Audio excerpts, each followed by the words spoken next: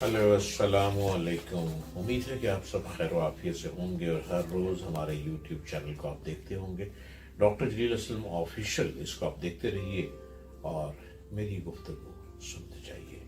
शायद कि तेरे दिल में उतर जाए मेरी बात।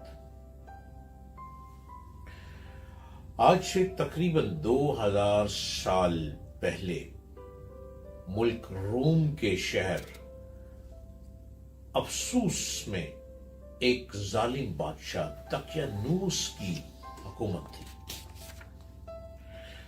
जो शख्स बुतों की पूजा ना करता उसे कत्ल करवा देता था। एक दिन ईमान वालों के कत्ल का मंजर देखने के लिए चंद नौजवान आए। अल्लाह अज़्ज़ व जल ने उनकी आंखों से पर्दा हटा दिया तो उन्होंने देखा कि जिस मोमिन को भी कत्ल किया जाता, फरिश्ते आसमान से उतरते और उसकी रूह को अपने साथ ले जाते। ये ईमान अफरोज मंजर देखकर वो सब नौजवान ईमान ले आए। 3 दिन की मोहलत बादशाह दाकियानूस को सफर पर जाते हुए इस बात का इल्म हुआ तो उसने उन्हें 3 दिन की मोहलत कि मेरे वापिस आने तक ईमान से फिर जाओ, वरना तुम्हें कत्ल कर दिया जाएगा। तीसरे दिन ये साहिब ईमान नौजवान कुछ माल लेकर रात के वक्त शहर से रुखसत हो गए। रास्ते में उन्हें अपने खानदान की बकरियां चुराने वाला एक चरवाहा मिला, जिसे उन्होंने अपना माजरा बयान किया और उसे भी ईमान की दावत दी। चरवाहे ने ईमान कबूल किया और उनके साथ शामिल हो गया। चरवाहे का रखवाली करने वाला कुत्ता भी साथ ही चल पड़ा।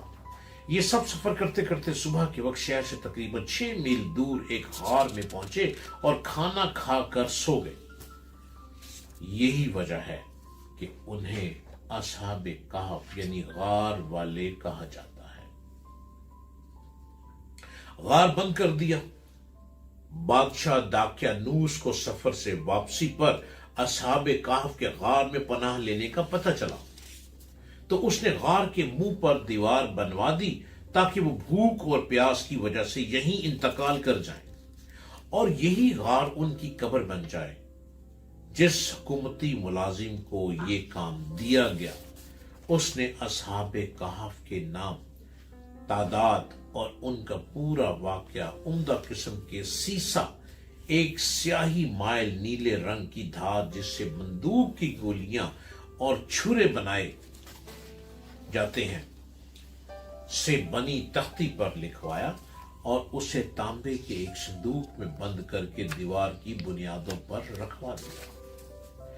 309 साल की नींद असहाबे कहफ तकरीबन 309 साल तक मुकम्मल सोए रहे। इस दौरान किसी भी आवाज के सबब एक लम्हे के लिए भी बेदार ना हुए। इस अरसे में कई बादशाह आए और गए, यहां तक कि एक नेक दिल बादशाह बदरूस की हुकूमत, उसके जमाने में कई फितने उठे, जिनमें से एक ये भी था कि मरने के बाद दोबारा जिंदा होने और कयामत आने का कुछ लोग इनकार करने लगे थे। बैदरूस ने यह हालत देखकर बारगाह इलाही में फरियाद की, या अल्लाह अज़्ज़ व जल कोई ऐसी निशानी जाहिर फरमा जिससे लोगों को मरने के बाद दोबारा जिंदा होने और कयामत आने का यकीन हो। अल्लाह अज़्ज़ व जल ने बादशाह की दुआ यूं कबूल फरमाई कि एक चरवाहे ने अपनी बकरियों के आराम के लिए उस गार को चुना और लोगों के साथ मिलकर गार के मुंह पर बनी दीवार को गिरा दिया। दीवार गिरते ही लोगों पर ऐसी हैबत तारी हुई कि सब वहां से भाग खड़े। दीवार गिरने के बाद असहाबे कहफ बेदार हो गए। हालत ऐसी थी जैसे एक रात सोए हों, चेहरे तरोताजा और कपड़े बिल्कुल साफ सुथरे थे। उनका कुत्ता गार के किनारे कलाइयां फैलाए लेटा था। असहाबे कहफ सुबह के वक्त सोए थे और जब اٹھے تو سورج ڈوبنے میں کچھ وقت باقی تھا. انہوں نے نماز ادا کی اور اپنے ساتھی جملیخا کو کھانا لانے کے لیے بھیجا. جملیخا ایک تندور والے کی دکان پر گئے اور کھانا خریدنے کے لیے دقیانوسی دور کا سکہ دیا. صدیوں پرانا سکہ دیکھ کر بازار والے سمجھے کہ ان کے ہاتھ کوئی پرانا خزانہ آ گیا ہے. وہ جملیخا کو حاکم کے پاس لے گئے. اس نے پوچھا خزانہ کہاں ہے؟ جملیخا بولے یہ خزانہ نہیں، ہمارا اپنا پیسہ ہے. حاکم کہنے لگا یہ کیسے ممکن ہے؟ یہ سکہ 300 سال پرانا ہے، ہم نے تو کبھی یہ سکہ نہیں دیکھا. جملیخا بولے دقیانوس بادشاہ کا کیا حال ہے؟ حاکم بولا آج کل اس نام کا کوئی بادشاہ نہیں ہے. سینکڑوں سال پہلے اس نام کا ایک کافر بادشاہ گزرا ہے. جملیخا نے کہا کل ہی تو ہم دقیانوس سے اپنی جان بچا کر غار میں چھپے تھے. آئیے میں آپ کو اپنے ساتھیوں سے ملواتا ہوں. حاکم اور کئی لوگ غار کی طرف چل پڑے.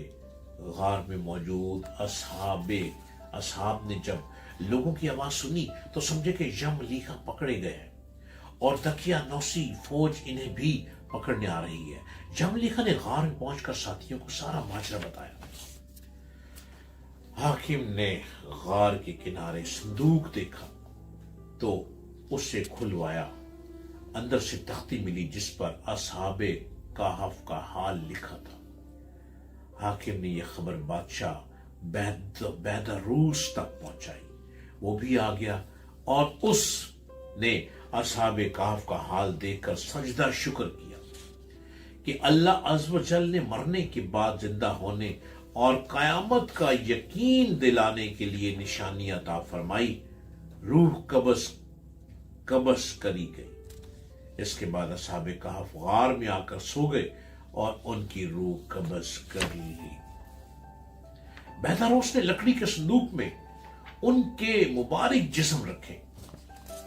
غار کے قریب مسجد تعمیر کرنے کا حکم دیا اور لوگوں کے لیے دن مقرر کر دیا کہ ہر سال عید کی طرح وہاں آیا کریں.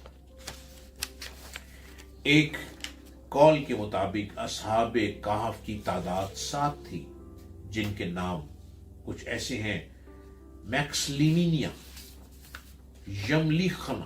جملیخا، مرتونس، بینونس، سارینونس، زونونس، کشفی توتنونس اور کتے کا نام کزمیر تھا.